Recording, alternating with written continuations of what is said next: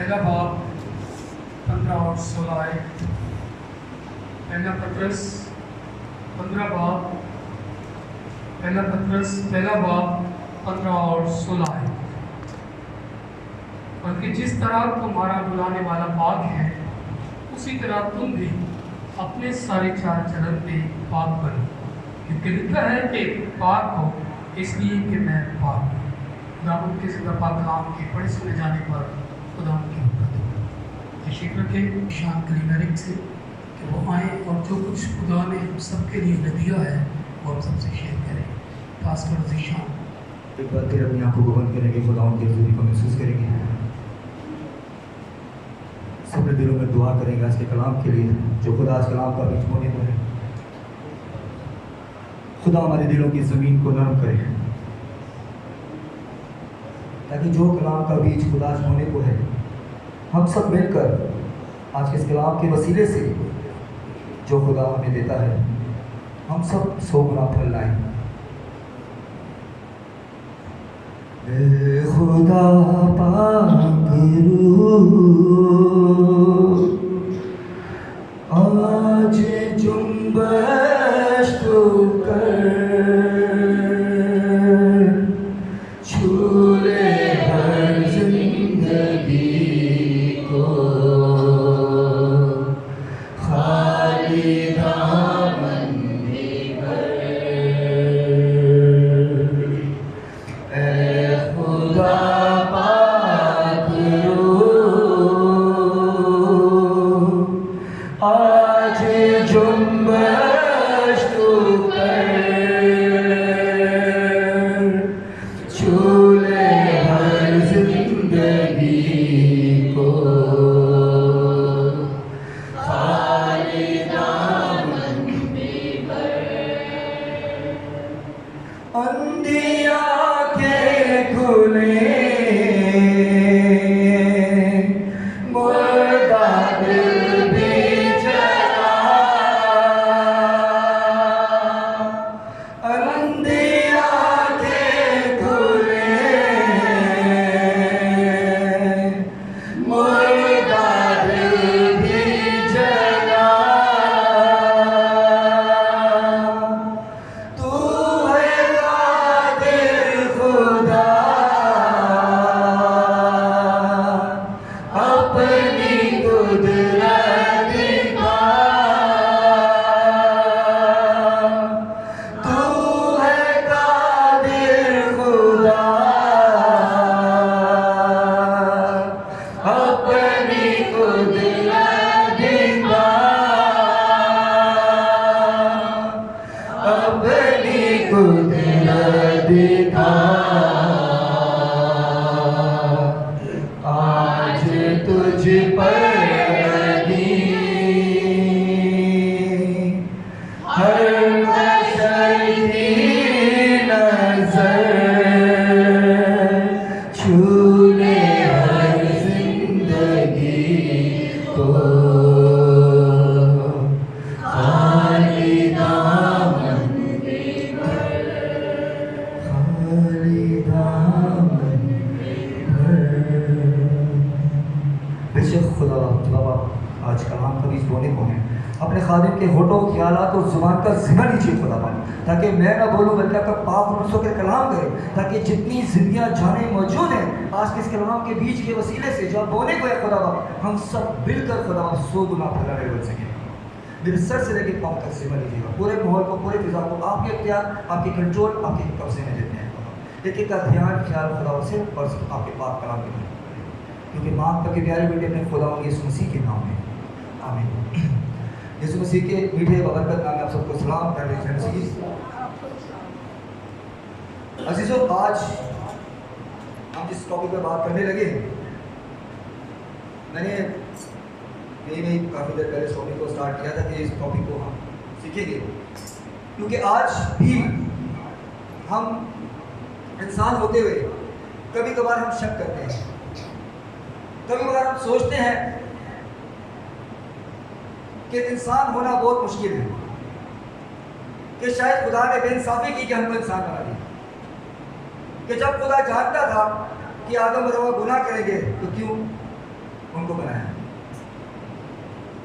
क्यों उनको पहले गुनाह करने से पहले हाथ पकड़ के रोक क्यों नहीं दिया? आज हम बातों में सीखेंगे कि हमारा खुदा बेवफा नहीं है। आज का जो टॉपिक है, उन्वान है, खुदा पाक खुदा है। खुदा कौन है? खुदा पाक खुदा है। और God is Holi God. God is Holi God. खुदा क्या है? पाक खुदा है। और इसी तरह अजीजों, हमने पहला पतरस पहले बाब 15 और 16 की तलावत की। पहला पतरस पहला बाब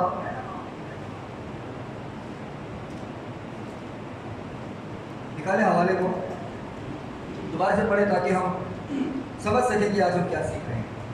तो जिस तरह तुम्हारा बुलाने वाला पाक है, लिखा है बल्कि जिस तरह तुम्हारा बुलाने वाला पाक है, उसी तरह तुम भी अपने सारे चाल चलन में पाक बनो। इसी तरह तो तुम भी अपने सारे चाल चलन में क्या बनो? आगे क्या लिखा है? 16वीं आयत में क्योंकि लिखा है कि पाक हो इसलिए कि मैं पाक हूँ। आगे क्या लिखा है खुदा के पाक कलाम में? क्योंकि लिखा है कि पाक हो इसलिए कि मैं मतलब कौन? खुदा पाक है। इसलिए वो हमसे भी क्या चाहता है कि हम क्या हो? अब बस तो सोचने की बात है कि हमारा खुदा क्या है? पाक है। यानी खुदा कौन? पाक है ना। इसलिए वो चाहता है कि बनुल इंसान भी क्या हो? पाक।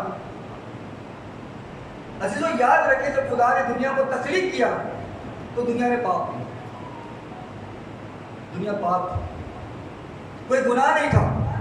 और जब खुदा ने आदम और हवा को भी पैदा किया तो मोहब्बत और पाकीज़गी पर पैदा किया। खुदा ने इंसान को बनाते हुए कोई बेइंसाफी नहीं की, बल्कि खुदा ने जब पहले आदम और हवा को बनाया तो किसने बनाया? मोहब्बत और पाकीज़गी। तो अब सोचने की बात यह है कि अक्सर लोग सोचते हैं कि जब आदम और हवा गुनाह करने लगे थे तो खुदा ने उसका हाथ भी नहीं पकड़ लिया। ऐसे लोगों के कॉन्सेप्ट आते हैं ना। मेरे बार एक आदमी से मिला, एक ऑस्ट्रेलियन बंदा था, किसी कंपनी का कहते हैं सेल्स मैनेजिंग डायरेक्टर था। उसके साथ मेरी बात हुई तो पता चला क्रिश्चियन है। मेरे से जब उसकी बात हुई तो पता चला मैं भी क्रिश्चियन हूँ।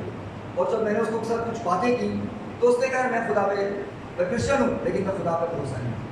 क्यों? कहते जब खुदा को पता था ऐसा होना था तो खुदा ने क्यों किया? जब आदम और हवा ने पता था गुनाह करना ही है तो क्यों उनको बनाया? पर अगर बनाया था तो उनका हाथ क्यों नहीं पकड़ लिया? तो उसको कलाम में से काफ़ी बातों के बारे में समझाया, वो थोड़ा सेटिस्फाई हुआ, उसको समझ में आई कि खुदा हमें क्या चाहता है और हम क्या सोच सकते हैं। तो खुदा उनका शुक्र करता हूँ कि खुदा ने मुझे वहाँ इस्तेमाल किया। लेकिन ये आज की बात नहीं है। ये जो मैं बात बता रहा हूँ तकरीबन आपको ये हो सकता है 6 साल पहले की बात बता रहा हूँ कि इस तरीके से मेरा इत्तेफाक हुआ कि शारजा की एक बहुत बड़ी कंपनी है इंडिया का बंदा जो उसका ओनर है, उसने ऑस्ट्रेलियन बंदे को वहाँ सेल्स कहते मैनेजर रखा हुआ था। सेल्स मार्केटिंग का जो हेड होता है, मैनेजर होता है, उसको रखा। उसने मुझसे ये बातें की। तो अजीजों, मैं जानता हूँ कि और भी लोग हैं जिनके ज़हनों में ये ख्याल है ये खुदा ने क्यों नहीं होगा। और अक्सर लोग क्या करते हैं? खुदा पर इल्ज़ाम लगाते, ये शायद खुदा ने जानबूझ के किया। अजीजों ऐसा नहीं है, ऐसा हरगिज़ नहीं है। क्योंकि अगर खुदा चाहता अगर ऐसा तो खुदा कभी भी आदम और हवा को कभी भी मोहब्बत और पाकीज़गी में पैदा नहीं करता। यानी कि आदम और हवा ने खुद अपनी मर्जी से गुनाह किया, खुदा की नाफरमानी की। और इसी तरह अगर गौर करें तो उसके बाद उसके बेटे ने भी की। जब आदम और हवा गुनाह करने वाले थे हैं, उससे पहले कहीं टाइम पहले खुदा ने, टाइम पीरियड की बाइबल मेंशन, लेकिन बहुत टाइम पहले खुदा ने आदम को क्या कहा था कि उस फल में से ना खाना। तो खुदा बेवकूफ है। खुदा ने तो पहले ही बता दिया था इसको मत छूना है। अजीजों, हमारा खुदा आजाद है और हमें भी खुदा ने आजाद पैदा किया है। हमारे सामने 2 रास्ते रखे हैं, हमें चुनना है कि हम किसको चुनते हैं। क्या हम नाश होने वाले रास्ते को चुनते हैं, तबाह होने वाले को, या हम उस रास्ते को चुनते हैं जो हमारे को हमेशा की जिंदगी में दाखिल करता है? ये हमारे ऊपर है। आदम और हवा के गुनाह के बायस इंसानी जिस्म में नापाकी आई और उसके बच्चे ने जो किया,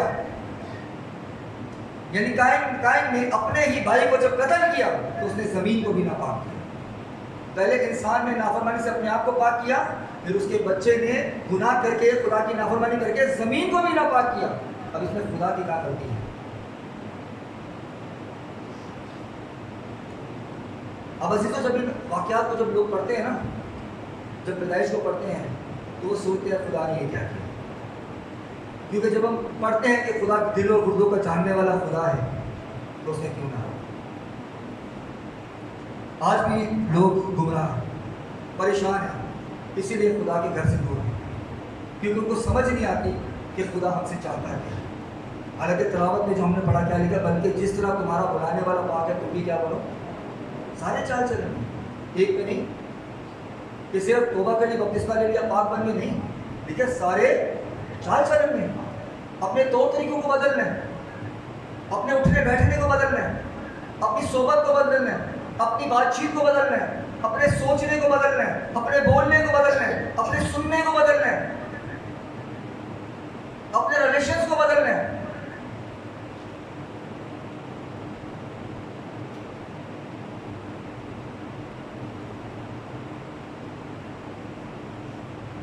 अजीज़ों, सोचने की बात यह है, जब खुदा ने आदम और हवा को पैदा किया, बनाया, तो क्या खुदा ने उनको गुनाह से बचने का तरीका नहीं बताया? गुनाह से बचने का क्या तरीका था? कोई जानता है क्या था? फरमाबरदारी तरीका था खुदा की फरमाबरदारी। नहीं की, ये कलाम हमें सबूत देता है, उन्होंने नहीं की। जब काइन हाबिल का खून करने लगा तो तब भी खुदा ने जाके उसको बताया कि गुनाह दबा बैठा है, मत ऐसा कर, तू क्यों ऐसा करता है, मैं तुझे भी सरफराज करूंगा, तुझे भी तेरी बरकत दूंगा। तू अगर नेकी करेगा तो तू क्या सरफराज नहीं होगा? क्या मैं तुझे कबूल नहीं करूंगा?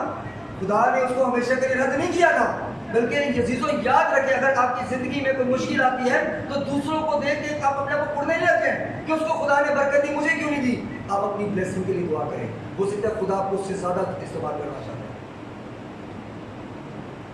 उसने खुद गुनाह को चुना, खुदा ने उसको बताया आके कि तू क्यों लाल सोच चेहरा है, क्यों कुकड़ा रहा है, गुनाह दबा बैठा है, इसको छोड़ दे। उसने खुदा की बात मानी। अब अजीजों, आप कैसे बोल सकते हैं हमारा खुदा बेवफा, हमारा खुदा हमसे प्यार करता? उसने पहले ही बताया कि अगर तू करेगा तो गुनाह हो जाएगा तुझसे। उसने नहीं सोचा, उसने खुदा की बात को नहीं सुना। उसने क्या किया? अपने भाई को पहले कुछ बोला, मतलब छेड़छाड़ शुरू की, और उसके बाद क्या किया? उस पर हमला करके उसको क्या कर दिया? कत्ल। सोचने की बात यह है, आदम और हवा को भी समझाया फरमाबरदारी, इसको भी समझाया कि मत कर, गुस्से में मत आ, नहीं मानी। खुदा ने दोनों बारी में क्या किया? उनको समझाया। तो हम कैसे सोच सकते हैं खुदा ने उनको मना नहीं या खुदा ने उनको रोका नहीं? अजीजों, खुदा हमें समझाता है। खुदा ने आपको मोहब्बत और पाकीज़गी में पैदा किया है। अगर आदम और हवा ने जब गुनाह किया था, खुदा चाहता और उसी वक्त बर्बाद कर सकता था, दोबारा इंसान का इस दुनिया से पूरा तख्लीक ही खत्म कर देता, लेकिन खुदा ने फिर भी इंसान पर क्या किया? रहम किया। और खुदा के रहम और फजल की खूबसूरत मिसाल उन्हें में जाके देखी कि खुदा तो मोहब्बत करने में कोई कसर ही नहीं छोड़ता है। असल में हम बेवफा हैं, हम छोटी छोटी चीज़ों के पीछे अपने खुदा का सौदा कर देते हैं, हमने खुदा को बेच देते हैं। किसके लिए? अपनी ऐशोरा, अपने आप को दुनिया में बड़ा करने के लिए, क्योंकि उसके पास जो मेरे पास भी है। जल्दबाजी करते हैं, गलत चीज़ों को चुनते हैं, और क्या होता है? खुदा हमसे दूर होता है। अजीजों, याद रखें, खुदा आपसे दूर हो गया तो क्या होगा? पाकीज़गी आपसे दूर होगी ना हमसे। अगर हमने खुदा की नाफरमानी की और अगर ऐसी चीज़ को चुना जो हमें खुदा से दूर करती है, तो याद रखें जो पाकीज़गी की रूह भी है हमारे से क्या हो गई? अलग हो गई। हम दोबारा किस में आ गए? आओ अजीजों, हवाला निकाले पैदाइश पहला बाब और उसकी थोड़े हम कलाम में से पढ़ेंगे भी ताकि पता चलता है कि जो हम सीख रहे हैं क्या वो करेक्ट भी है नहीं। विदेश पहला बाप उसकी 26-27 है, कोई भी जो निकाले बुलंद आवाज से इसको पढ़े।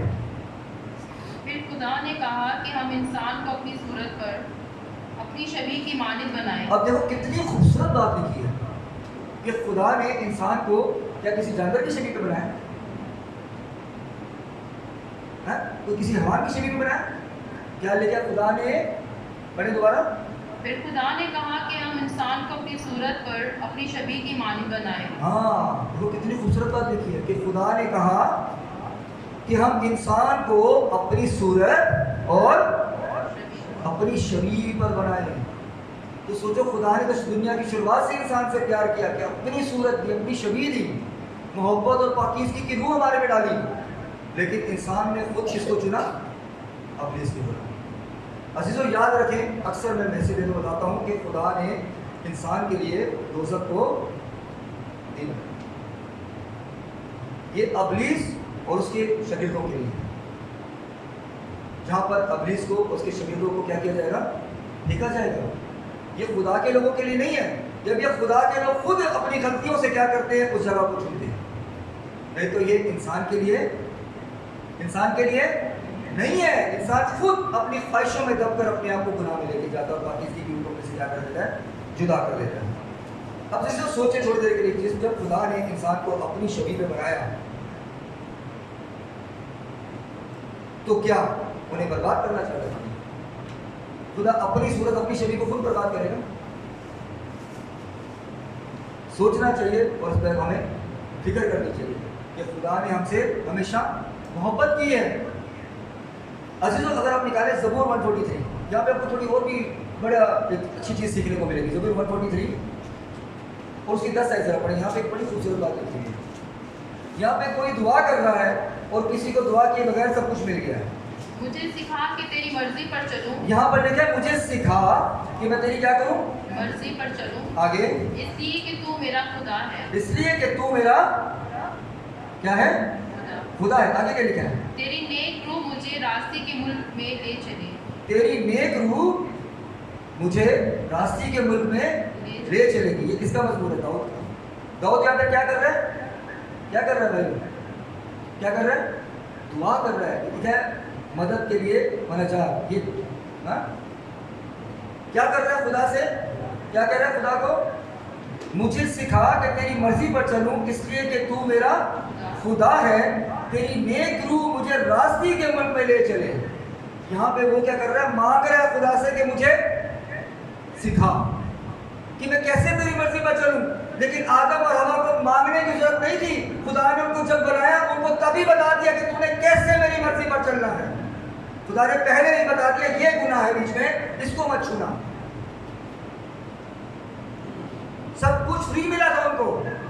एक ऐसी जगह रहने के लिए मिली जहां पर ना रोना ना दांतों का पीसना था, बल्कि सब कुछ खुदा ने खुद मुहैया किया था। खाना पीना हर चीज खुदा ने फ्री में मुहैया की। लेकिन यहाँ पर दाऊद के कहते हैं तेरी नेक रूह मुझे रास्ते के मुल्क में ले चलेगी। यहाँ पे आदम और हवा को तो फ्री में मुल्क मिला, एक ऐसा मुल्क जहाँ पे कोई पाप नहीं था, कोई गुनाह नहीं था। तो हम भी आज ऐसे ही, जब हमें फ्री में कुछ चीज़ मिलती है ना तो हमें उसकी कदर नहीं है। जैसे कि हमारे निजात देता खुदा और यीशु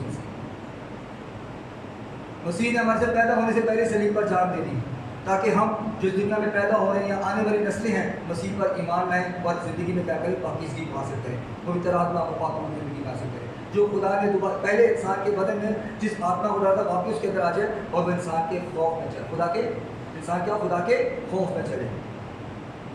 लेकिन आज हम मसीह को भी क्या करते हैं? रद्द कर देते हैं। हम पाकीज़गी में नहीं चलते। और इसी से याद रखें, अगर खुदा हमारी एक एक बात को अगर गिनती में लेके आए ना तो हमारे में से एक भी शख्स खुदा के ज़रूर खड़ा नहीं रह सकता। अब सोचें, अगर आपने सुबह जहाज में बैठना है, आप जितने मर्जी बीमार हो, चाहे आप रात के भी सोए हो, आप सबसे पहले जाके रोड पे खड़े हुए। ऐसा ही है। ट्रेन पे यहाँ से पंजाब जाना है, पता ट्रेन इंतजार नहीं करेगी। हालत बुरी है, बेड़ा गर्क हुआ हुआ है, सर फट रहा है, मोशन लगे हुए हैं। पता है जहां पता है अगर ट्रेन में है मोशन। मैं गलत बात नहीं कर, बातों को समझना कि छोटी छोटी चीजें हमें खुदा से दूर करती हैं, हमारे से पाकीज़गी को दूर करती हैं। मैं यूएई में जो मिनिस्ट्री कर रहा हूँ, मेरे पास चर्च नहीं है, मेरे पास वहाँ जो लोग बैठ के इबादत करते हैं वो इंडिया पंजाब के और क्या कहते हैं नेपाल के लोग हैं जो खुले मैदान में गर्मी में बैठ के इबादत करते हैं, पूरे पसीना पसीना हो जाते हैं, लेकिन कहते हैं हमें मजा आया खुदा का कलाम सुन के। हमारे में इतनी तड़प है खुदा की।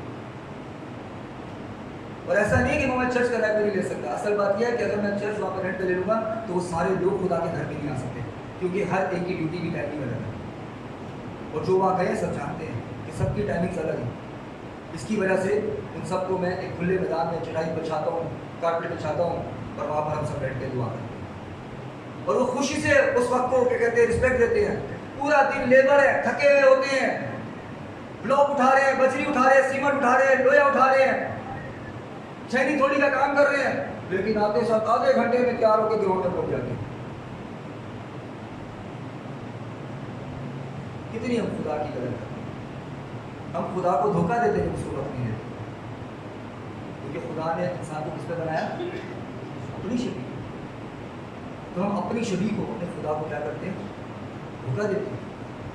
हम पाकीज़गी की रूह को भी हासिल नहीं कर रहे। खुदा क्या कहता है? अकरम कहते हैं जिस तरह तुम्हारा बुलाने वाला पाक है, तुम भी जब हम खुदा के घर में नहीं आएंगे, कलाम को नहीं सुनेंगे, हम अपनी रूहानी खुराक को हासिल नहीं करेंगे तो पाक कैसे बनेंगे? छोटी छोटी चीजों के पीछे हम खुदा से दूर हो जाते हैं।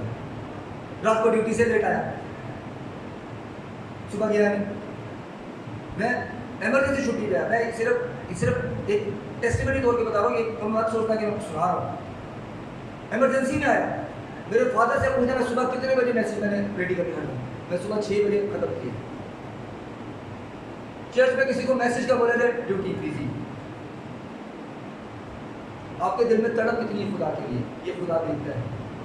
एक वक्त आएगा हिसाब होगा, एक वक्त आएगा जब खुदा पूछेगा कि आपको तोड़ा दिया गया, आपने क्या किया?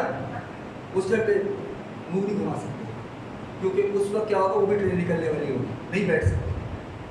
उस ट्रेन की भी फिक्र करो, उस जहाज़ की भी फिक्र करो। हम दुनिया के जहाज़ ट्रेनों की फिक्र में लगे हुए हैं, हम खुदा की ट्रेन, खुदा के जहाज़ की फिक्र में नहीं, जो हमारे को आने वाले को श्रम में लेके जाता है। हमें उसके लिए भी फिक्र करनी है, क्योंकि अगर हमें पाक रूह नहीं होगी, हमारी अगर रूह चेंज नहीं होगी, जो हमारी पाप में है, खुदा की नाफरमानी में, हम फरमाबरदारी में नहीं आते, हम पाकीज़गी में नहीं आते, जिस तरह खुदा हमारा पाक है, हम उस पाकीज़गी में नहीं चलते, हम कभी भी खुदा की बादशाही में दाखिल नहीं हो सकते। याद रखना, अपने चाल चलन को 2 तरीकों को बदले।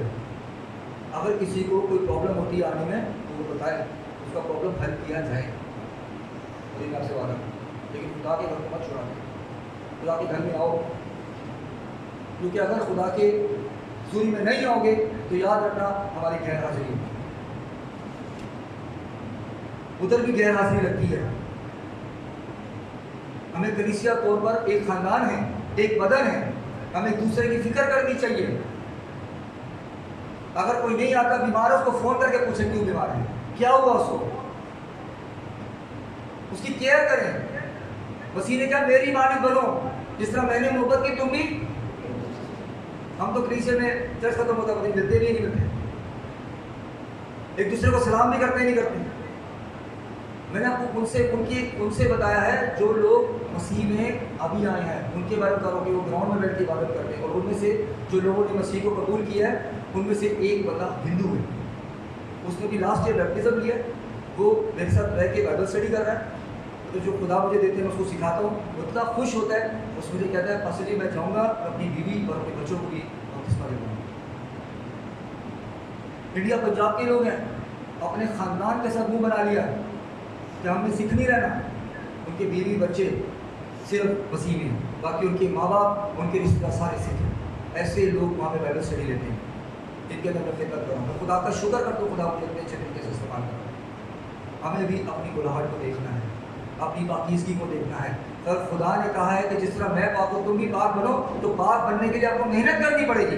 ये इतना आसान नहीं है कि जी आपसे सिर्फ तौबा कर ली, बपतिस्मा ले लिया, खुदा की बात मिलेगा, नहीं, आपको खुदा की मर्जी के मुताबिक चलना ज़रूरी है। अब यहाँ पे आप देख रहे हैं कि ज़बूर में दाऊद दुआ कर रहा है कि मुझे सिखा, और आदम और हवा को तो बताया, बोले बोले बगैर सिखा दिया खुदा ने कि इसको हाथ में लगाना, फिर भी हाथ लगाया। आज हम भी ऐसे हैं, हम पढ़ते हैं कि खुदा का बेटा इसलिए है कि जिंदगी में हमेशा की कसरत की जिंदगी में, लेकिन फिर भी हम गलत चीजों का चुनाव करते हैं। हम गलत चीजों का चुनाव करके अपनी जिंदगी में क्या करते हैं, पाकीज़गी को रद्द कर देते हैं।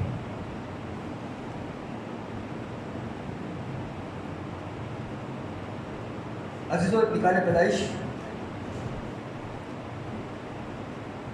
जल्दी से इसको पढ़ेंगे। पैदाइश 3 बाब की 2 से 3 आई, ये निकाले तो आप पढ़ें इसको। औरत ने सांप से कहा कि बाग के दरख्तों का फल तो हम खाते हैं, पर जो दरख्त बाग के बीच में है उसके फल की बाबत खुदा ने कहा है कि तुम ना तो उसे खाना और ना छूना, वरना मर जाओगे। अब यहाँ पर आजमाइश के लिए इब्लीस किसके पास आया?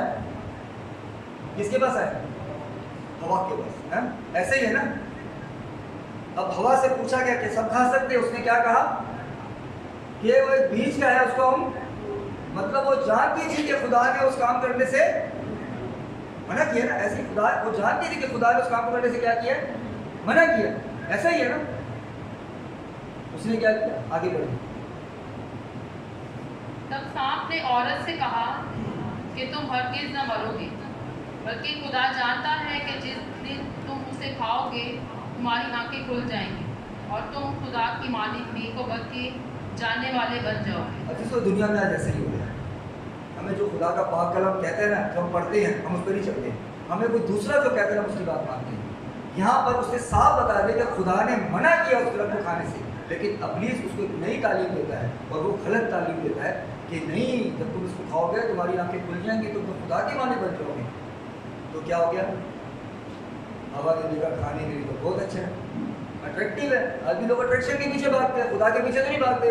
जहाँ पे भगड़े होते हैं, जहाँ पे लोग मुंदरियाँ डाल के कपड़े साथ बजा रहे होते हैं, लोग उन चीज़ों को पसंद करते हैं।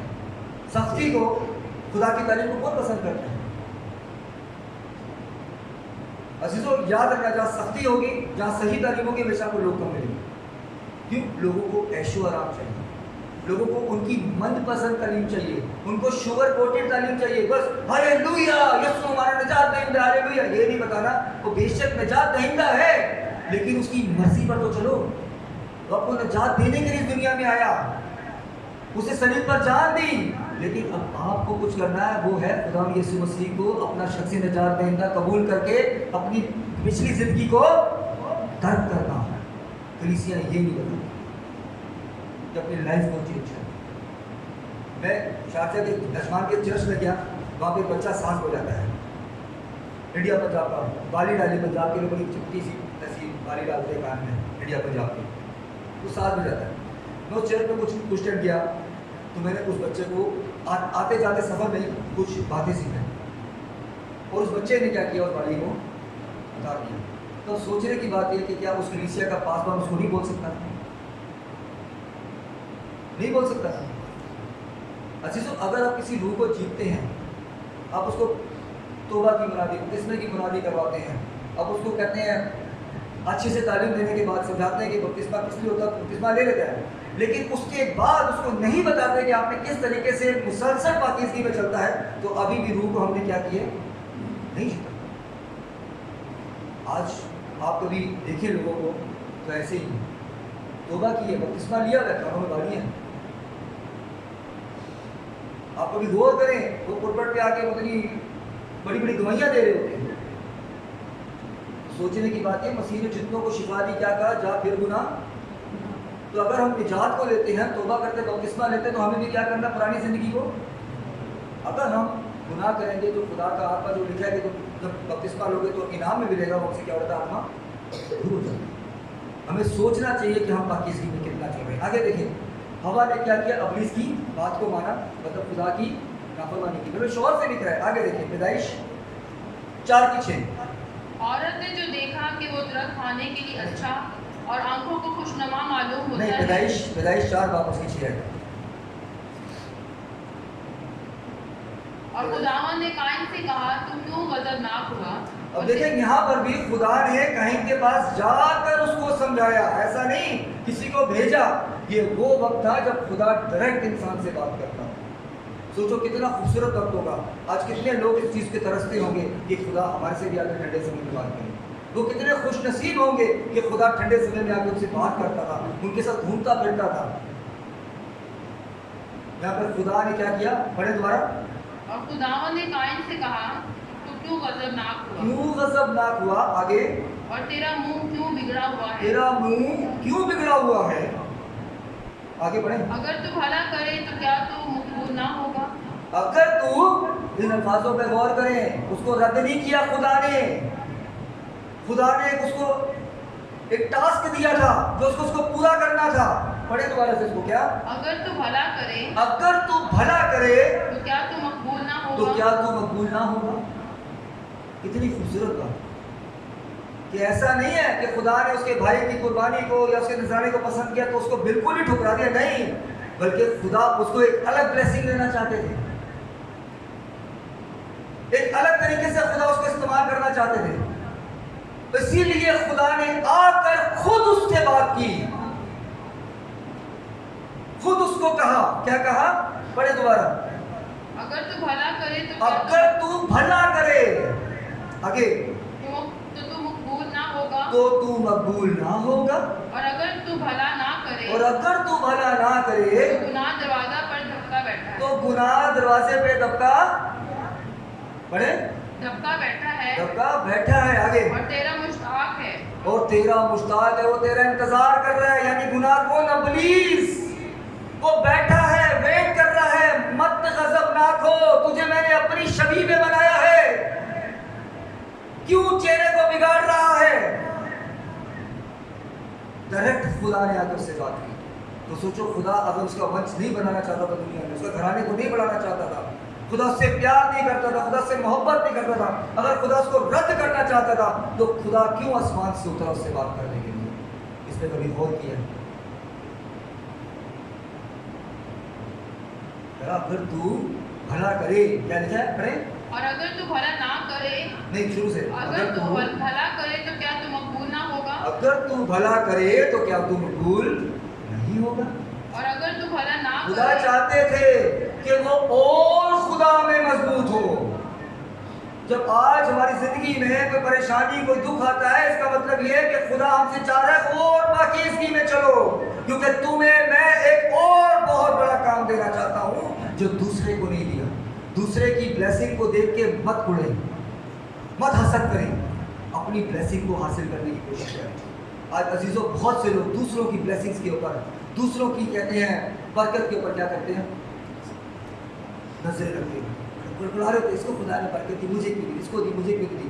उसके चक्कर में क्या करते हैं? उल्टे काम करते हैं। एक यूएई में पास्टर है, वो किसी नाइजीरिया के पास्टर के साथ मिल गया, उसने 40 दिन की फास्टिंग की मुनादी की वहाँ पे यूएई के अंदर। जितने उसके ग्रुप के मेंबर थे सबको बोला 40 दिन की फास्टिंग करनी है। फास्टिंग कैसी है? पानी पी सकते हो, चाय पी सकते हो, खाना नहीं खाना। 40 दिन की फास्टिंग करें इस तरीके से, पानी पी सकते हो, चाय पी सकते हो, लेकिन खाना नहीं खाना।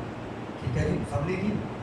40 दिन के जब बाद गुजरे तो उसने अल्कोस के चर्च के अंदर जब सरमन दिया तो उसने कहा कि खुदा ने मुझे इतना पवित्र कर दिया, इतना पाक कर दिया कि मैं बाइबल जमीन पर रखकर उस पर खड़ा हो सकता हूँ।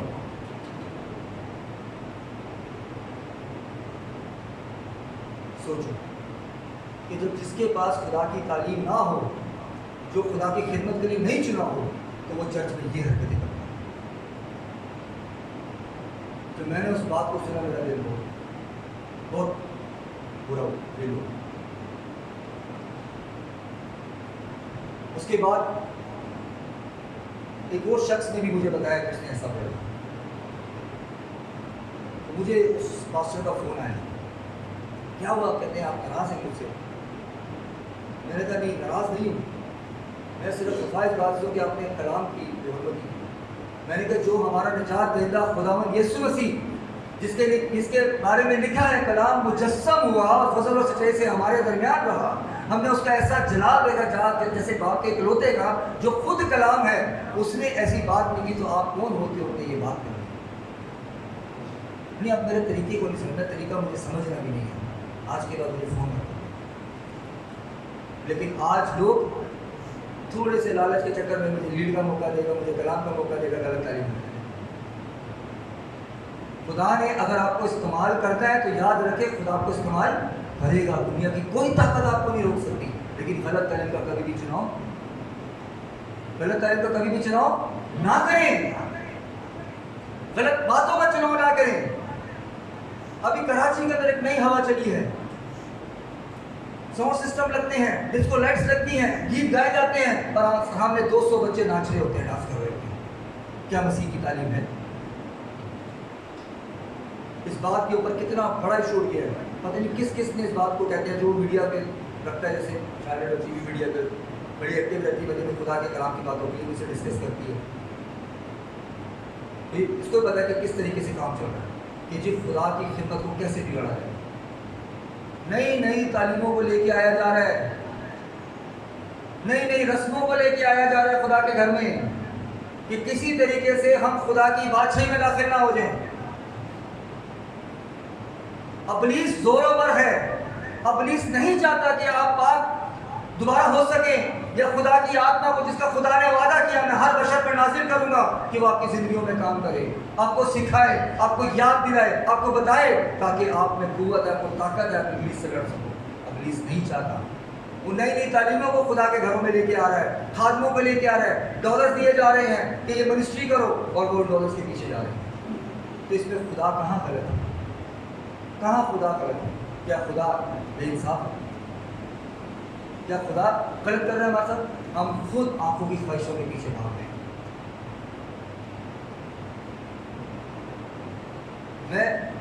मैं सोचा था प्रोजेक्टर लगवाता, नहीं लगवाया, नहीं तो मैं आपको वो पूरा मैसेज यहाँ पर सुनवाता। छोटा सा एक क्लिप है, तकरीबन मेरे ख्याल से 5 मिनट का क्लिप है, जो अमेरिका के एक बहुत बड़े पास्टर ने बनाया है, और उस वीडियो में उसने साफ और वाज़िया तौर पर बताया है कि ये जो तुम तालीम के पीछे चल रहे हो, जो तुम बात के ऊपर बहुत घुमंड कर रहे हो, इसी बात में तुम्हें लोग गुमराह कर सकते हैं।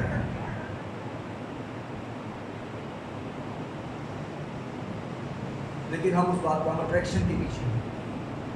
और वो बात जानते क्या है? वो है गैर ज़बान। बेनी हिन्न सब जानते हैं, वही एक ऐसा बंदा है, और दूसरा मैंने नहीं है, जिन्होंने गैर ज़बान का कॉन्सेप्ट लेके आए, और सब लोगों ने जोरों शोर से उसको बनाया। लेकिन आज वही बेनी हिन्न कहता है कि ये रूह कुदुस का निशान नहीं है। उसको सोचो, कितने सालों के बाद जाके खुदा ने इस बात को खोला कि ये निशान नहीं है। इससे तुम्हें कोई भी गुमराह कर सकता है। अगर रूह कुदुस का निशान चाहते हो, किसी ने खुदा का आत्मा देखना चाहते हो कैसे काम करता है, तो कलाम ने सिखाया, तो उसके फलों से उसको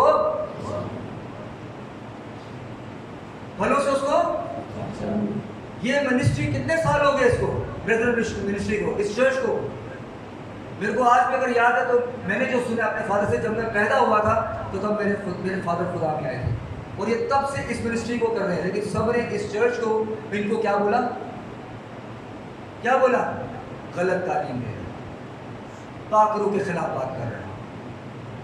मैंने जब यहाँ पर पाकरू को मैसेज दिया कि जी पाकरू जो है बहुत पवित्र है, इसको गैर जुबान या कबूतर में नहीं मानना चाहिए, तो भाई अमेरिका से मैसेज आना शुरू हो गए कि आपने तो हमारी इतने साल की मिनिस्ट्री को तबाह कर दिया, हम तो बताते हैं गैर जुबान ही सब कुछ है। तो जिसके वो मानने वाले थे, उसने खुद इस बात को रद्द कर दिया कि वो निशान नहीं है। जहाँ से वो मिनिस्ट्री चली, उसी बंदे ने लाकर दोबारा उनको उसी जगह खड़ा कर दिया जो मिनिस्ट्री हम कर, जो खुदा ने हमें दी। तो हमें सोचना चाहिए, खुदा का शुक्र करना चाहिए कि हम सही तालीम को ले रहे हैं, लेकिन फिर भी हम उसको ज़िंदगी में दाखिल क्यों? क्योंकि ये चंद अल्फाज एक दूसरे से जुड़े रहते हैं, जो बोलते हैं इसको मिला है। हम भी ये बोलेंगे तो कलीसिया हमारी तरक्की होगी, पास्टर हमें गले लगाए। जब शागिर्दों ने खुदा के मसीह को कहा, वो खुशी से कि बदरुएं हमारे कंट्रोल में है, बीमारी हमारे कंट्रोल में है, तो खुदा के मसीह ने क्या कहा? इस बात से खुश ना हो, बल्कि इस बात से खुश हो कि तुम्हारे नाम किताब हयात में लिखे। हमें इस चीज़ से खुश होना चाहिए, इस चीज़ पर फख्र करना चाहिए, मसीह पर फख्र करना चाहिए। मसीह ने मुर्दों में से जी उठे, शैतान को शिकस्त दी, इस बात पर हमें फख्र करना। गलत तालीम के अंदर जब जाता है इंसान, तो क्या होता है? पाकीज़गी को खो देता है। मसीह ने क्या कहा? अगर तुम मेरे हुक्मों पर अमल करो तो आपके क्या हो गए? हालेलुया। सोचना चाहिए। अजीज़े निकाले एबार 20 बाब के 7 और 8 है। एबार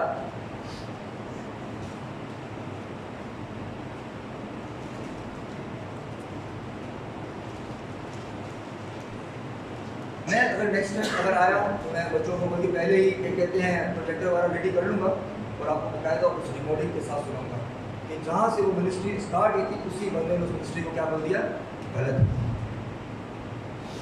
और अगर जो चर्च के ग्रुप में है मैं उनको शेयर भी करूँगा वीडियो को सुनी तो वो क्या बोलते हैं। इसलिए कभी भी फॉरनर्स के पीछे नहीं भागो, हमें किसके पीछे भागना चाहिए, बाइबल के पीछे, खुदा के कलाम के पीछे। इसमें जो लिखा है उसकी बातों को सुनना चाहिए, ना कि किसी की बात को सुन के अट्रैक्शन में चले जाए कि जी उसको मिला मैं भी करूँगा।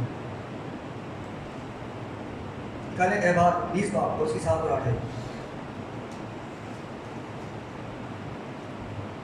इसलिए तुम अपने आप को मुकद्दस करो क्या लिखा है? इसलिए कि तुम अपने आप को मुकद्दस करो और पाक रहो। मैं खुदावन तुम्हारा खुदा हूँ। यहाँ पर एक बार फिर हमें सीखने को मिलता है एबार में कि खुदा क्या कहते हैं कि अपने आप को क्या करो, मुकद्दस।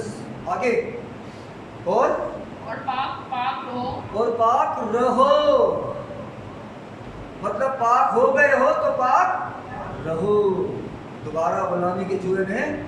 हाँ आगे, मैं खुदावन तुम्हारा खुदा हूँ। आगे, और तुम मेरे आयन को मानना हाँ और उस पर अमल करना। आगे, मैं खुदावन हूँ जो तुमको मुकद्दस करता हूँ। देखिए एबार के अंदर जो हमने सीखा क्या लिखा है, यहाँ पर खुदा क्या कह रहे हैं कि अपने आप को क्या करो, मुकद्दस करो और पाक रहो। और यही तिलावत भी हमने पढ़ी है, तिलावत भी इससे मिलती जुलती है। पहला पतरस पहला बाब की 15 और 16 पढ़े कर जल्दी से।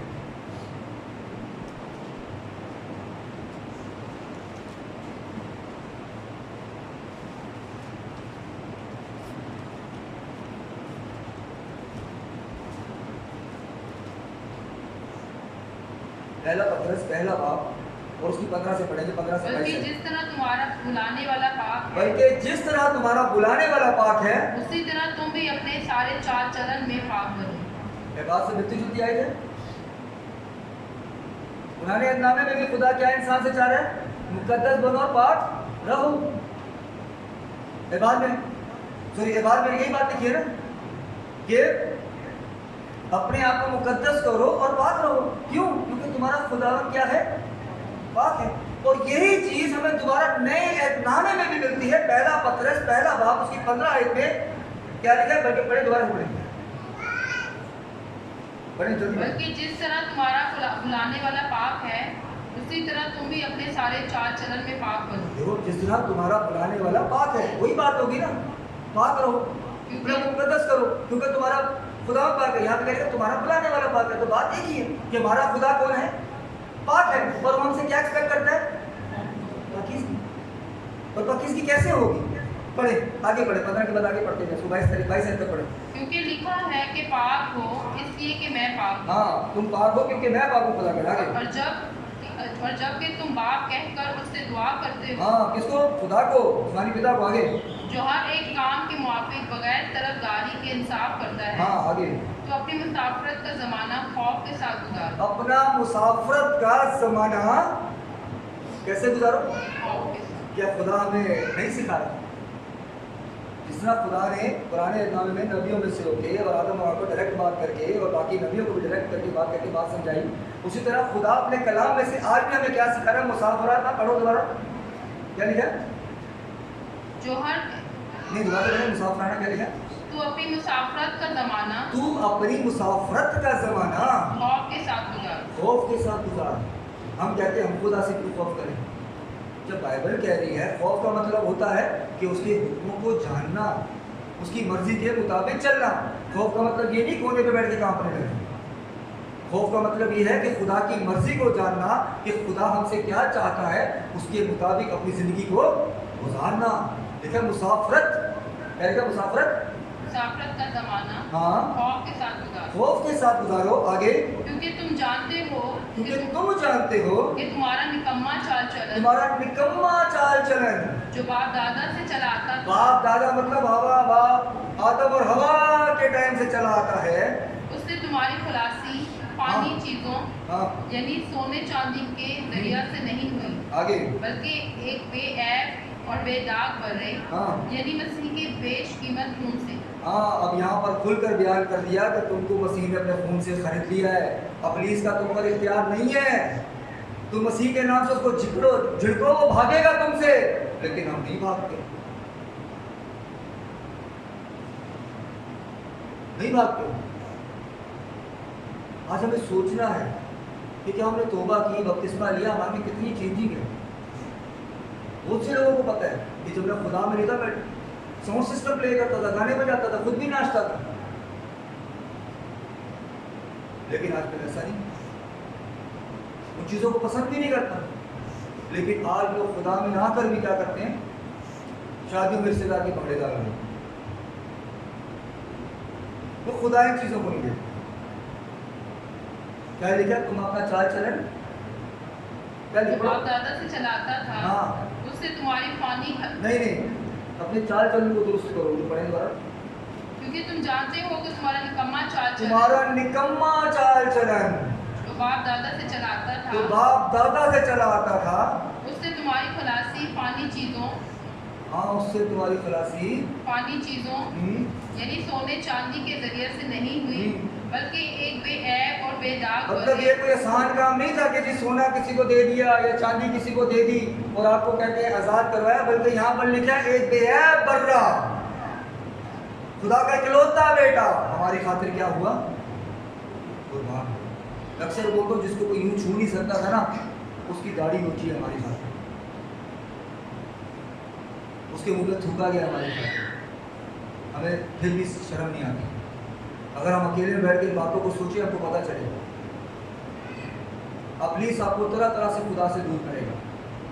मेरे को जब मैं खुदा की खिदमत में जैसे ही आया, जब मैंने 14 साल की मिनिस्ट्री का आगाज़ किया, सबसे पहले अबलीस ने मेरे सबसे बड़ा वार किया, सबसे बड़ा वार। अगर आज किसी की ज़िंदगी में आ जाए, वो अपने आप को खुद खुशी कर लेगा, वो आज मैं आपके सामने बोलता हूँ। मैंने जब खुदा यीशु मसीह को कबूल किया 14 साल की उम्र में, मैंने 2014 में मैं तकरीबन 30 साल का था जब मैंने बपतिस्मा लिया। सबको याद है, मैं अपने बेटे की सालगिरह पे पहले जन्मदिन पे आया था और मैंने बैप्टिज्म लिया, और उसके बाद मैंने यूनिवर्सिटी चर्च का आगाज़ किया।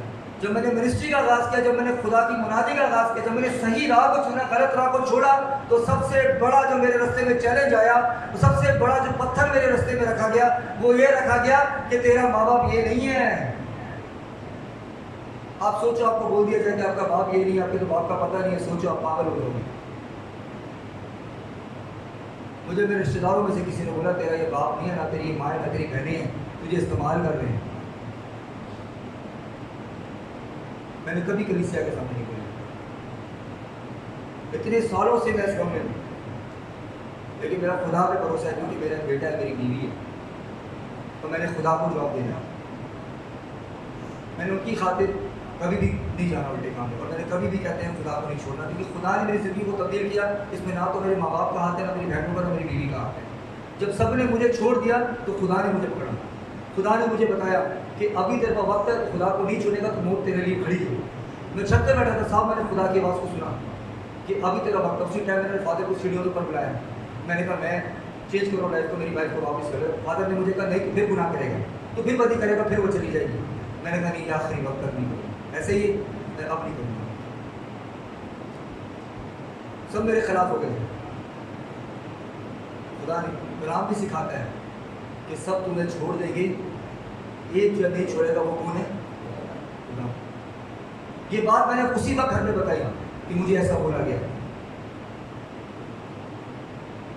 आप सोचिए, अगर आपके किसी बच्चे को बोला जाए तेरा बाप नहीं है, आप में क्या गुजरे? या बोला जाए जिस घर में तू पैदा होता उस घर में तेरे को शुरू से अभी तक इस्तेमाल किया जा रहा है अपने मुफाद के लिए, आप में क्या गुजरे? मैंने अपने चाल चलन को नहीं करता, मैं समझ गया पुलिस का बात। वो चाहता है खिदमत को ना छोड़ना, मैंने खिदमत को ख़राब नहीं किया। और भी बहुत से काम हैं जो मेरे रास्ते में जब खुदा को मैंने कबूल किया है, मेरी अपनी फैमिली के वसीले से है। मेरी बीवी को मेरे खिलाफ लगाया गया कि अच्छा लड़का नहीं है, इसको छोड़ के भाग। मेरी बीवी एक टेंशन में आ गई, मेरे साथ नाराज़गी में आ गई कि शायद मैं इसको प्यार नहीं करता।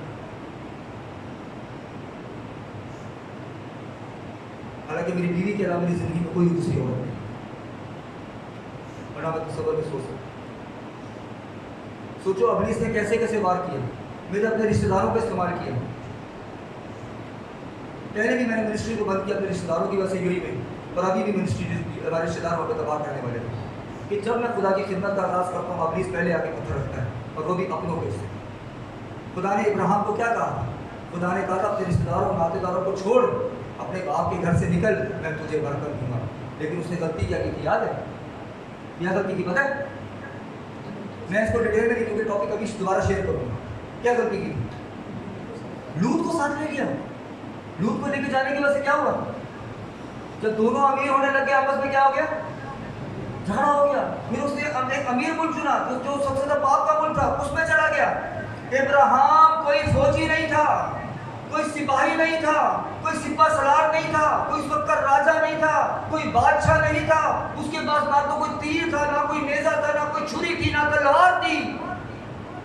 जिन राजाओं ने सदूम और अमूरा का सब कुछ ले लिया, लूत का सब कुछ ले लिया, फिर भी जाके उसने उस जंग को फतह किया। हालेलुया, सबके हालेलुया। क्यों? क्योंकि खुदा उसके साथ था, उसका गलत चुनाव था, लेकिन फिर भी खुदा ने उसको संभाला, क्योंकि खुदा उसको ब्लेस करना चाहता था। खुदा अपने काम को खराब नहीं करना चाहता था, तो खुदा उसको बरकत देना चाहता था। उसके बेटे इसहाक से हम तक ब्लेसिंग को लेके आना चाहता था मसीह में। हालांकि इब्राहिम ने कोई ऐसा काम नहीं किया कि जिससे खुदा को कभी नाराज ना करे। वो गया जंग करने के लिए, कहीं लिखा कि छुरियां चाकू लेके गया। अरे सोचो इस बात को, वो राजा नहीं था, उसके पास कुछ भी नहीं था, कोई छुरी नहीं, कोई तलवार नहीं, लेकिन फिर भी जाके जंग जीत के किनसे वापस आया? जो बादशाह थे उस वक्त के, सूरमा थे, जिन्होंने सदूम और अमूरा को भी सब कुछ छीन लिया। वो सदूम और अमूरा का भी सब कुछ वापस लेके आया, और अपने भतीजे लूत का भी सब कुछ वापस लेके आया। हालांकि कलाम में कहीं नहीं लिखा कि उसने खुदा से मशवरा किया। हम आगे जाके सीखते हैं, जब जब बादशाह राजा जंग के लिए गए, उन्होंने खुदा से एडवाइस दी, या सिर्फ खुदा की एडवाइस ली गई थी, या वो खुद चला गया। लेकिन फिर भी खुदा ने उसको क्या किया? इग्नोर किया, उसको ब्लेस किया। फिर उसने गलती की, जब खुदा सदूम और अमूरा को बर्बाद करने लगा, उसने फिर भी फरमाइश को किया कि नहीं, उसकी वजह से, अपने भतीजे, उसकी बीवी और उसकी 2 बेटियों की वजह से क्या हो गया कि एक शहर बच गया जिसको खुदा ने बर्बाद करा था। खुदा ने तो क्या कहा? लोग को तेरी खातिर उस शहर को मैं नहीं बर्बाद करूंगा जिसमें तू बना लेना है। उधर के गार में छुप गए, और जब गार में छुपे तो उसमें टाइम पीरियड नहीं लिखा, बल्कि साफ ये लिखा कि उन बच्चियों लड़कियों को उस वक्त के दस्तूर के मुताबिक कोई ऐसा नहीं मिला जिससे वो शादी कर सके, तो उन्होंने अपने बाप को इतना नशे में कर दिया कि उनसे अपनी औलाद को जन्म दिया। तो ये खुदा की नज़र में क्या है? ये सबसे ज्यादा नापाकी है, इब्राहिम के गलत फैसले की वजह से।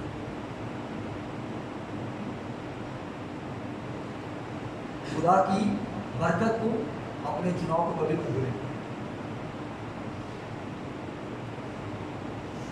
आगे जाके गलती करता है, खुदा उसको बोलता है ऐसा मत कर, कहता है मैं तो बगैर बच्चे की, मुझे तो क्या देगा? 75 की साल की जब मैं आवाज दी उसको, क्या बोला जब वो खुदा के जुर्म में चला? ये लूत से पहले जब खुदा ने उससे बात की कि 75 साल में चला, मुझे क्या देगा?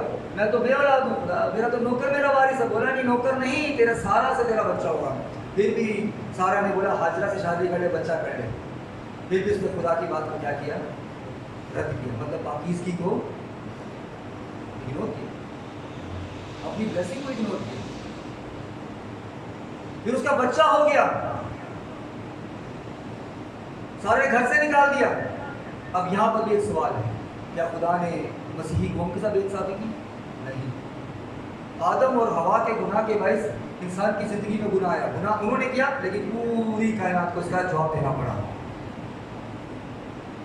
सबको, जानवरों को भी देना पड़ा। ऐसे ही जब इब्राहिम ने खुदा की नाफरमानी की, तो वो खुदा ने उसको मना कर दिया था, वो चाहता उसके लिए दुआ नहीं करता, लेकिन फिर भी वो क्या करता रहा? उसके लिए कंटिन्यूस दुआ करता रहा, नहीं खुदा मुझे इसहाक भी तो इसी से ब्लेस कर, अपनी इच्छा खुदा के सामने, अपनी ख्वाहिश खुदा के सामने, नहीं इसको ब्लेस कर, इसको ब्लेस कर, इसको ब्लेस कर। खुदा कह रहे हैं मैंने नहीं ब्लेस करना इसको, मैं नहीं इसको बरकत देनी, नहीं कर। फिर खुदा ने कहा चल मैं इसको भी कर दे। तो आज हम मसीही कौम जिस मुश्किल में है ना, जो उसकी गलती की वजह से। खुदा ने भी अबान में हाजरा का रोना सुना। क्यों? आप ये मत सोचिए कि अगर हम मसीही हैं तो हम किसी गैर कौम वाले के साथ उसका पैसा है उसके साथ बहस कर सकते, नहीं। हमारा खुदा जिंदा खुदा है, वो हर एक का आंसू देखता है, हर एक का रोना देखता है। उस हाजरा का भी रोना भी अबार में खुदा ने देखा, और खुदा ने क्या कहा, मैं तेरे आंसू को देखा है। क्योंकि कलाम में इस बात का सबूत नहीं मिलता कि हाजरा ने इब्राहिम को चुना, बल्कि लिखा है सारा ने इब्राहिम से कहा, जिसमें हाजरा की गलती नहीं थी। अगर आज भी अगर किसी की गलती नहीं है तो खुदा उसको सरफराज करेगा जाकर। फिर मत उड़ाएं, मत सोचें कि ऐसा क्यों हो रहा है, अपनी गलती को याद करें। खुदा उसको क्या कौन सी ब्लेसिंग देना चाह रहे हैं, खुदा उसको पवित्रता में पाकीज़गी में चलाना चाह रहे हैं, लेकिन उसने पाकीज़गी को क्या किया, चुना नहीं चुना। सोचे इस बात को। उसके 12 कबीले बने, इस्माइल के 12 कबीले। क्यों? आगे लिखा है कि खुदा ने इब्राहिम की दुआ के मुताबिक उसको बरकत दी। आज हम कैसी दुआ करते हैं, आज हम क्या चुनाव करते हैं, आज हमारी दुआएं खुदा के साथ कैसी होती है, हमने कभी सुना, सोचा? अगर राजबाज की दुआ से सब कुछ कितना कुछ तब्दील हो सकता है, तो हम कैसी दुआ करते हैं, हमारे चुनाव कैसे होते हैं, हमें सोचना चाहिए। ठीक है, खुदा हमारा क्या है, पाक है, उसको पाकीज़गी के लिए चुना, लेकिन उसने लूत को लेके आने की वजह से क्या किया, लूत की बेटियों ने अपने बाप के साथ ज़िना कर दिया। सोचो, इस पूरे सफर के अंदर इब्राहिम की एक ही मैंने अच्छी हरकत देखी, बल्कि 2। पहली, उसने अपने बेटे को खुदा की मर्जी के मुताबिक बगैर किसी शक के ले चला, ऐसे ही देखे गया, कुर्बान कर दिया। इसहाक ने भी उस बात को माना। और दूसरा बात क्या थी, निकाले वाला पैदाइश, दूसरा क्या काम था, उसने बहुत एक जबरदस्त काम किया।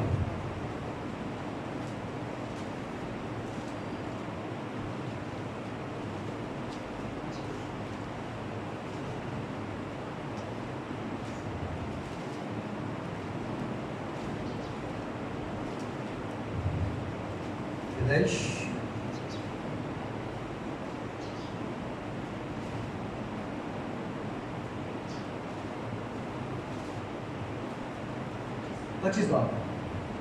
25 बाप को गौर से सुनना।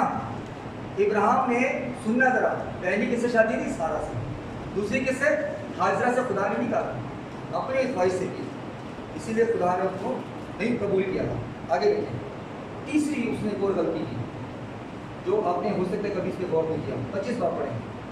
और इब्राहिम ने फिर एक और बीवी की, फिर लिखा है फिर इब्राहिम ने एक और बीवी की। खुदा ने उसको क्या बोला था, किससे नस्ल होगी, आसमान के तारों समुद्र की रेत की किससे होगी, किससे होगी, बोले इसहाक से। ऑलरेडी ये गलती कर चुका है, फिर ये गलती कर, पढ़े आगे पढ़े। जिसका नाम कतूरा था, जिसका नाम कतूरा था, आगे, और उससे जामरान और यस्वान, हाँ, ये उसकी नस्ल के नाम लिखे जो उस औरत से पैदा हुए। आगे पढ़े, फिर 5वें आयत में क्या लिखा है, और इब्राहिम ने अपना सब कुछ इसहाक को दिया। इब्राहिम ने अपना सब कुछ इसहाक को दिया। क्यों? क्योंकि खुदा ने वादा क्या किया था उससे कि इसहाक से तेरा वंश बढ़ेगा, इससे तेरी नस्ल बढ़ेगी, इससे कौमें बनेगी, ये समुद्र की रेत और आसमान के तारों की मानिंद होगी। इसने सिर्फ एक जिंदगी में जो ये आखिरी में काम किया वो ये किया, पढ़े क्या किया, और इब्राहिम ने अपना सब कुछ इसहाक को दिया। आगे, और अपनी हुर्मों के बेटों को इब्राहिम ने बहुत कुछ इनाम देकर अपने जीते जी उनको अपने बेटे इसहाक के पास से मशरिक की तरफ यानी मशरिक के मुल्क में भेज दिया। दोबारा जोर से पढ़े इसको, 5 मिनट। और इब्राहिम ने अपना सब कुछ इसहाक को दिया। आगे, और अपनी हुर्मों के बेटों को, और अपनी हुर्मों के बेटों को इब्राहिम ने सब बहुत कुछ इनाम देकर, बहुत कुछ इनाम देकर अपने जीते जी उनको अपने बेटे, अपने जीते जी अपने बेटे से, क्या लिखा है, अपने बेटे इसहाक के पास से हाँ, मशरिक की तरफ यानी मशरिक के मुल्क में भेज दिया। मशरिक के मुल्क में भेज दिया। वो जानता था कि वो गलत है, उसने खुदा की ब्लेसिंग को, खुदा के काम को रिकावट, मतलब उसके काम में रिकावट नहीं डाली, क्योंकि वादा किससे था, इसहाक से। वो जानता था वो गलत है, उसने फिर एक शादी कर ली है, उसकी नस्लें हो गई हैं। उसने क्या किया, अपने जीते जी अपने बेटे से मशरिक में कहीं उसकी खिदमत में, उसकी ब्लेसिंग में कोई रोड़ा ना बन जाए। आज अपनी औलाद के लिए आप क्या करें, सोचना है। क्या आप अगर पाक हैं तो क्या अपनी औलाद की पाकीज़गी के लिए, फ्यूचर के लिए कि वो खुदा के राज में जाए, खुदा की बादशाही में जाए, उसके लिए कोई फ्यूचर प्लान करते हैं? उसने मरने से पहले उसको समझ आ गई कि अपने बच्चे को बर्बाद, उससे गलती हुई लेकिन उसने अपने बच्चे के आगे उस गलती को नहीं आने दिया। हम जल्दी से इसको ख़त्म करेंगे। पहला पत्रस 2 बाब की 9 दिखाएं।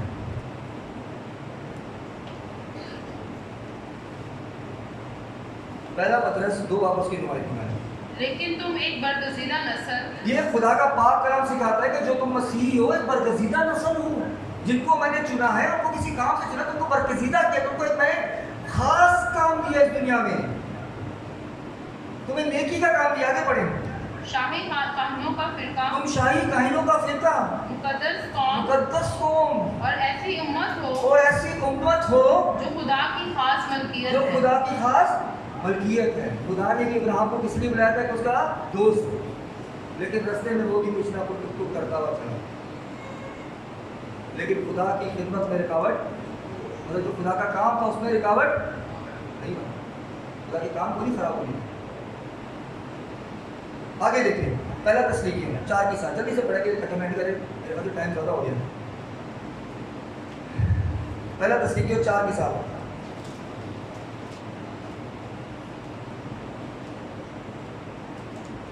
इसलिए कि खुदा ने हमको नापाकी के लिए नहीं बल्कि पाकीज़गी के लिए बुलाया। इसलिए कि खुदा ने हमको नापाकी के लिए नहीं बल्कि पाकीज़गी के लिए। आदम और हवा से लेके आज तक खुदा जो हमसे चाहता है वो पाकीज़गी चाहता है, क्योंकि हमें खुदा ने पाकीज़गी के लिए बनाया है, हमें बरगजीदा कौम बनाया है, हमें शाही कायनों का फिरका बनाया है, हमें मुकद्दस कौम बनाया है। और हम आज किस चक्कर में, हम तो कुड़कुड़ाने में लगे हैं, हम तो खुदा के घर में ही नहीं आते, हम तो अपने औलाद की फिक्र नहीं कर रहे कि वो क्या करते। वक्त आने को सकते, कितने खानदानों को देखा उनके बच्चे बालियां पहन के घूम रहे हैं। अरे मैं जितना भी गुनाह में था, लेकिन मैंने आज तक कभी ये काम नहीं किया, मुझे पता था खुदा के खिलाफ। मैंने कभी टैटू नहीं बनाया, मैंने कभी कान नहीं छिदवाए। मैं खुदा का शुक्र करता हूँ कि खुदा ने मुझे इतना कंट्रोल रखा। ये खुदा का सारा कहते काम है, मेरी कोई ताकत नहीं। तो खुदा ने ऐसे काम नहीं करने दी मुझे कभी। खुदा ने मुझे संभाले रखा। हर लोगों को देखो,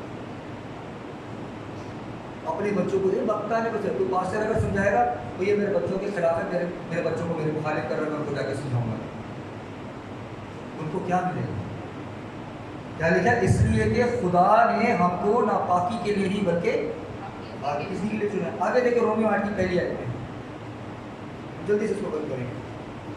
रोमियो 8वां बाब की पहली आयत। बस अब जो मसीह यीशु में है उन पर सजा का हुक्म अगर आप खुदा यीशु मसीह में हैं तो आपके पर क्या है? सजा का हुक्म नहीं है, बशर्त ये है, पढ़े यूहन्ना 3:16।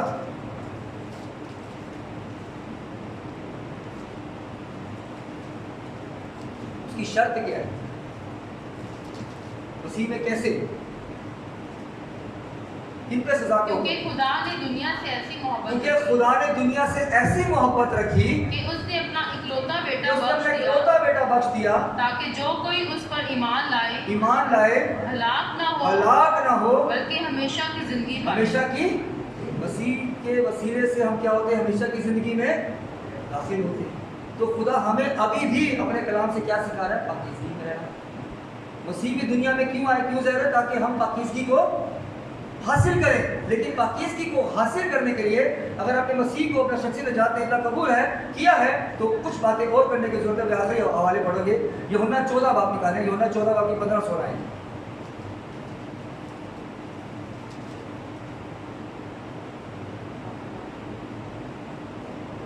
यूहन्ना 14 बाब की 15-16 आएगी। क्योंकि मैंने तुमको एक नमूना दिखाया है। नहीं, यूहन्ना 14 बाब, यूहन्ना 14 बाब, अगर मेरे नाम से नहीं 14 बाब की 15 और 16 है। अगर तुम मुझसे मोहब्बत रखते अगर हो तुम मुझसे मोहब्बत रखते हो तो मेरे हुक्मों पर तो अमल मेरे करोगे। हुक्मों पर अमल करोगे। और अमल क्या? खुदा के हुक्मों की फरमाबरदारी। जैसा मसीह ने कहा है हमने वैसी जिंदगी को जीना है। अगर आपने तौबा की, बपतिस्मा ली है और मसीह की मर्जी के मुताबिक नहीं चलते, मसीह की खिदमत को खराब करते हैं, मसीह की खिदमत में रुकावट लेके आते हैं, या आप खुदा के लोगों के साथ नहीं अच्छे तरीके से बर्ताव करते, तो आप क्या हैं? और खादिम भी अगर ऐसे कलीसिया की पासबानी नहीं करता, उनको अच्छी खुराक नहीं देता, जैसे बताया यूडी के अंदर हो रहा है, तो वो भी क्या होगा? बादशाही में दाखिल नहीं होगा, क्योंकि वो हुक्मों को पूरी पढ़ा पड़ा इसको 15 सुना पूरी पढ़ा इसको। और मैं बाप से दरख्वास्त करूंगा हाँ, तो वो तुम्हें दूसरा मददगार बख्शेगा कि अब तक तुम्हारे साथ रहे। ये यीशु मसीह ने कहा अगर तुम मेरे हुक्मों पर अमल करोगे, फिर आगे लिखा है कि मैं बाप से दरख्वास्त करूंगा, वो तुमको दूसरा मददगार देगा। तो दुनिया में जितने लोग भागते दौड़ते हैं ना कि मेरे में पवित्र आत्मा बात है और उसके काम खुदा की फरमाबरदारी के मुताबिक नहीं है, तो याद है तुम्हें खुदा का आत्मा नहीं है। यहाँ पर बड़े दोबारा से 15 16 जल्दी से पढ़ें। अगर तुम मुझसे मोहब्बत रखते हो मुझसे मोहब्बत रखते हो तो मेरे हुक्मों पर अमल तुम मेरे करोगे हुक्मों पर अमल करो, और मैं बाप से और दरख्वास्त मैं करूंगा बाप से दरख्वास्त करूंगा वो तुम्हें कि दूसरा वो मददगार तुम्हें दूसरा मददगार भेजेगा। आगे कि अब तक कि तुम्हारे वो साथ अब रहे। तक तुम्हारे साथ रहे, यानी रूह हक यानी रूह है हक, जिसे दुनिया हासिल जिसे नहीं कर दुनिया हासिल नहीं कर सकती, क्योंकि ना उसे देखती क्योंकि है ना उससे देखती और है ना ना जानती है, तुम उसे जानते तुम हो उससे जानते हो क्योंकि वो तुम्हारे साथ क्योंकि है वो तुम्हारे साथ और तुम्हारे अंदर हो। तुम्हारे अंदर है। फरमाबरदारी करोगे तो खुदा का पाक रूह पाकीज़गी तुम्हारा हमारे अंदर आएगी। आगे पढ़े 14 की 21 जल्दी से पढ़िए, इसके बाद एक आखिरी वाला। जिसके पास मेरे हुक्म है जिसके पास मेरे हुक्म है वो उन पर अमल वो करता उन है, पर अमल करता है, वही मुझसे मोहब्बत वही रखता है मुझसे मोहब्बत रखता और है, जो मुझसे मोहब्बत रखता और है जो मुझसे मोहब्बत रखता है वो मेरे बाप का प्यारा वो होगा मेरे बाप का प्यारा है, और मैं उससे मोहब्बत और मैं रखूंगा उससे मोहब्बत रखूंगा और अपने आप को उस पर और जाहिर अपने करूंगा। आप को उस पर क्या करूंगा? अगर मसीह से मिलना चाहते हैं तो उसके हुक्मों को माने। आगे एक आखिरी है 15 की 10 पढ़े जल्दी से। योना 15 का 10 15 अगर तुम मेरे हुक्मों पर अमल करोगे अगर तुम मेरे हुक्मों पर अमल करोगे तो मेरी मोहब्बत में कायम तो रहोगे मेरी मोहब्बत में भी कायम रहोगे। अगर तुम मेरे हुक्मों पर अमल करोगे तो मेरी मोहब्बत में कायम रहोगे कायम रहोगे। आगे जैसे मैंने अपने बाप के हुक्मों पर अमल जैसे किया है, मैंने अपने बाप के हुक्मों पर अमल किया है हुक्मों पर अमल किया है, और उसकी मोहब्बत में कायम हूँ। उसकी मोहब्बत में कायम रहा हूं। अच्छा तो छोटी सी मिसाल को देके खत्म करूंगा। खुदावन यीशु मसीह जब मुकद्दसा मरियम से पैदा हुए, क्या यूसुफ से और बच्चे नहीं थे मुकद्दसा मरियम के? बोले थे। तो मुकद्दसा मरियम को क्यों खुदावन यीशु मसीह ने जुदा किया उसके अपने बच्चों से जो यूसुफ से पैदा हुए और यूहन्ना के साथ भेज दिया? क्यों? ताकि उसकी ब्लेसिंग खराब हो, उसके बच्चे खुदा में नहीं थे, उसकी ब्लेसिंग खराब ना हो, उसको अलग किया, यूहन्ना के साथ भेज दिया। क्या उसके बच्चे मर गए थे? क्या उसको कलाम में लिखा उसके बच्चे मर गए थे क्या? जो मुकद्दसा मरियम यूसुफ से पैदा हुए मर गए थे क्या? नहीं मरे थे ना। लेकिन फिर भी मुकद्दसा मरियम को अलग कर दिया। क्यों? ताकि वो हमेशा यीशु मसीह की मां के रहे। और आज भी हम कहते हैं यीशु की मां। अपनी बुलावे को जाने, अपने आप को पहचाने कि किसके लिए खुदा ने आपको बुलाया है। अगर खुदा कलाम का मौका देता है, कलाम सुनाया, खुदा जितना भी लेट आते हैं आप करें। मेरी आज रात की फ्लाइट है, 3 दिन से मेरे को नहीं पता कितने दिन में सोया कितने दिन में जा, लेकिन फिर भी खुदा ने मुझे खड़ा देखे, क्योंकि मेरे को इंटरेस्ट है खुदा। आप भी इंटरेस्ट को पैदा करें, आप खुदा से भागे। एक दिन एक मैसेज देता, दूसरे दिन दूसरा मैसेज दे, अपने आप को खिदमत को बढ़ाएं, अपने आप को आगे लेके चलें। लोग तरसते हैं कलाम सुनाने के लिए, में जाके देखे लोग मौका हमें कलाम में अच्छा भाग कर सकते ऐसे करते हैं। लेकिन खुदा ने हमें जब दिया तो उसकी इज्जत नहीं करते, उसकी कदर नहीं करते खुदा की ये कलाम, क्योंकि हम सीखते हैं क्या मैं कर कैसा कलाम सुना। लेकिन आज खुदा ने मेरे को और कलाम से भरा। मैं एक दिन के लिए आया इसलिए मैसेज को शेयर किया। अगर ज़्यादा दिन होता तो और भी बातों को शेयर करता, क्योंकि बहुत सारे चीज़ें हैं जो मैं ऑलरेडी प्रिपेयर कर चुका हूँ खुदा के पाक कलाम में से। 9 बाब है, 9 बाब है, जो हमने जो ये बाप के पास सीखना शुरू किया था, जो कहते हैं क्या उसको बोलते हैं फादर्स डे का स्टार्ट किया था। तो मैंने यही मैं फादर्स डे का स्टार्ट किया था, उस दिन से लेकर अभी तक मैंने फादर्स डे का टॉपिक खत्म नहीं। तकरीबन 2-3 महीने हो गए, 2.5 महीने हो गए, मैं उसी पे बाइबल स्टडी कर रहा हूँ अभी तक। तो हमने उस पर बाप के ऊपर सीख रहे हैं कि कलाम मुक़द्दस में किन किन फादर्स को खुदा ने चुना, काम दिया, और उन्होंने किस तरीके से पाकीज़गी को छोड़ के नापाकी को चुना और खुदा के काम में खड़ा। हमें तकवीर के लिए, हमें सीखने के लिए मैंने उनको ये सिखा रहा हूँ। खुदा ने मौका दिया, जब मैं दोबारा आऊँगा तो उस चैप्टर में से, उस पैटर्न में से 8 ये 9 बात क्यों रखे हैं, ये ख़ास वो हैं जिनसे एक ही तरह के वादे हुए, एक ही तरह की बात की गई। और वो खुदा ने एक बड़े काम के लिए चुना, लेकिन उन्होंने अपनी ख्वाहिशों के लिए क्या किया, खुदा के काम को ख़राब किया। तो कलाम में सिखाता है कि खुदा के काम को ख़राब ना करें, बाकी इसी में चले। तो खुदा ने चाहा तो हम उसको क्या करेंगे, सीखेंगे। हमारा क्या था हवाला, बल्कि जिस तरह तुम्हारा बुलाने वाला भाग है तुम भी क्या करो, भाग लो। जिसको मेरा ईमान है कि अब से संडे को कोई एक्शन नहीं है। मैं चाहता भी यही हूँ, लेकिन मेरे को कोई फ़ायदा नहीं है। आएंगे, अपनी ब्लेसिंग लेंगे, अपनी रूहानी खुराक लेंगे, खुदा के घर में आए। तो प्रॉब्लम से पहले ही बताएं तो भाई, लेकिन आए खुदा के घर में आए, कलाम को लें, ये आपकी रूहानी खुराक है। आप कलाम को हासिल नहीं करेंगे ईद पेंतिकोस्त के दिन, जब रूह कुदस नाज़िल हुआ, 12 का जो मजमा था, 120 लोग जमात मौजूद थी, 3000 लोगों ने बपतिस्मा लिया। उसके बाद क्या लिखा, रोटी तोड़ने, रफ़ाकत रखने और दुआ में क्या रहे, हम किस में मशहूर हैं, क्या हमने तोड़ा कि बपतिस्मा लिया, हम किस में मगन हैं। हमें अपनी ब्लेसिंग को सोचना है, बाकी इसी में रहना है, खुदा के साथ जुड़े रहें, क्योंकि ये दुनिया नाश होने वाली है। बचाया वही जाएगा जो खुदा की मर्ज़ी के मुताबिक अपना चाल चल क्या रखेगा, बात रखेगा। हम क्या मुसाफिर हैं, अगर मुसाफिर हो तो खौफ खुदा का। हालेलुया। अपनी ज़िंदगी को तब्दील करें, खुदा की करीबी को हासिल करें। दुनिया कुछ भी नहीं है, हमें जिसने देना है, हमारा निजात देता है खुदावंद यीशु मसीह है, जिसने हमें निजात दी। और ये सब क्यों हुआ, खुदा की मोहब्बत से। ये खुदा ने दुनिया से, खुदा बाप ने मोहब्बत की कि यीशु मसीह में से होकर वो मोहब्बत पर क्या हुई, ज़ाहिर हुई। उस मोहब्बत के मुताबिक चलें और खुदा को क्या करेगा, ब्लेस करेगा। आज के सलाम के वसीले से खुदा सबको बड़ी करता है।